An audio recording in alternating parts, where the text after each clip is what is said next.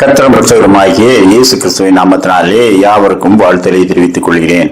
1951 ஆண்டு ஜூன் மாதம் 13ஆம் நாள் ஆஸ்திரேலிய பாராளுமன்றத்தின் 50 ஆண்டு நிறைவு விழாவாகிய பொன் விழாவை கொண்டாடுவதற்கு ஆயத்தமாயிருந்தார்கள்.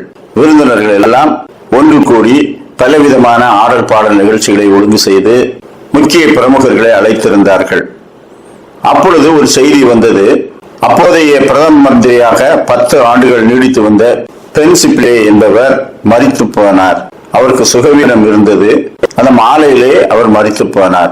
இந்த செய்தியை விழாக்குழுவின் தலைவராக இருந்த எதிர்கட்சி தலைவர் மென்சிஸ் என்பவர் எல்லாருக்கும் அறிவித்தார். நமது பிரதம மந்திரியும் எனது நண்பருமான பிரின்சிபிளே திடீரென்று மரணமடைந்து விட்டார். அதை நான் மிகுந்த ஆழ்ந்த வருத்தத்தோடு தெரிவித்துக் கொள்கிறேன். இந்த பொன் விழா ஆண்டு நிறைவு விழாவை அவர் காணவில்லை. எனவே நாம் எல்லாரும் எழுந்து ஒரு நிமிடம் அவருக்கு அஞ்சலி செலுத்துவோம் என்று சொன்னார்.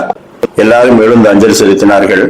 அதன் பிறகு ஐயா இந்த விழாவை தொடர்ந்து நடத்துவதா வேண்டாமா என்று விழா கமிட்டி செயலாளர்களும் அதிகாரிகளும் கேட்டார்கள். அப்பொழுது அவர் சொன்னார், இந்த துக்ககரமான நேரத்தில் தேசத்தின் ஒரு பொன் விழா, அது சந்தோஷமான விழாவாக நாம் கொண்டாட முடியாது. எனவே விழா நடக்கும், ஆனால் அதில் எந்த விதமான இசையும் எந்த விதமான ஆட்டமும் நடன கழிப்பும் இருக்காது. எல்லாருக்கும் சிறந்த விருந்து ஆயத்தமாக்கப்பட்டிருந்தது. ஆனால் நாம் அந்த விருந்தை விருந்தாக இன்றைக்கு ருசிக்காமல் அன்றாட உணவில் ஒன்றாக நாம் அதை உண்டுவிட்டு பிரதமரின் அடக்காராதனைக்கு அனைத்து ஏற்பாடுகளையும் செய்வோம். ஜனநாயகத்தை நாம் பெருமையாக கருதி இந்த விழாவை சிறப்பாக நடப்பிக்க வேண்டும் என்று நினைக்கும் போது ஜனநாயக காவலர்களில் ஒருவராக விளங்கிய நமது பிரதம மந்திரி மரித்து போனார். எனவே அதை உள்ளத்தில் கொண்டு, ஆனால் அதற்கு ஏற்ற முறையிலே அனுசரிப்போம் என்று சொல்லிவிட்டார். அதை குறித்து இப்பொழுது சொல்லும் போது அந்த நேரத்தில் எப்படி செயல்பட வேண்டும், எப்படி செயல்படக்கூடாது, எது கௌரவமாக இருக்கும், எது கௌரவமாக இருக்காது, இதை எல்லாவற்றையும் மிக நன்றாக அறிந்தவராக எதிர்கட்சி தலைவர் மென்சிஸ் அவர்கள் செயல்பட்டார். அதை கண்டுதான் உலகமெங்கும் இப்படி முக்கியமான விழாக்களில் ஒருவர் இறந்து போனால் என்ன செய்வது என்பதை கற்றுக்கொண்டார்கள். அதற்கு ஒரு நல்ல முன் உதாரணமாக அந்த நிகழ்ச்சி அமைந்தது என்று நிர்வாகிகள் குறிப்பிடுகிறார்கள்.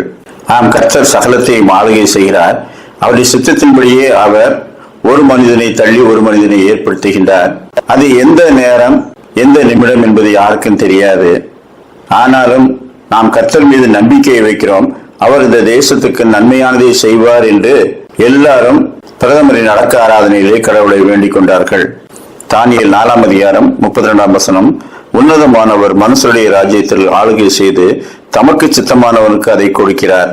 தானியேல் 4:35, அவர் தமது சித்தத்தின்படியே வானத்தின் சேனையையும் பூமியின் குடிகளையும் நடத்துகிறார். அவருடைய கையை தடுத்து அவரை நோக்கி என்ன செய்கிறீர் என்று சொல்லத்தக்கவன் ஒருவனும் இல்லை. தேவன் மனுஷருடைய ராஜ்யத்திலே ஆளுகை செய்கிறார். அவருக்கு முன்பாக தன்னை உயர்த்தாதபடிக்கு மனுஷர்களுடைய பெருமையை அவர் மட்டிட்டு போக பண்ணுகின்றார். ஆனாலும் தேசத்தின் மீதும் ஜனங்களின் மீதும் அவர் கிருபை உள்ளவராய் இருக்கிறார். தீமையான நிகழ்ச்சிகள் நடந்தாலும் அவைகளுக்கு மத்தியிலே கர்த்தருடைய கிருபை இருக்கிறது. அது நம்மை தாங்குகிறது, வழி நடத்துகிறது என்ற நம்பிக்கையோடு வாழ்வோமாக.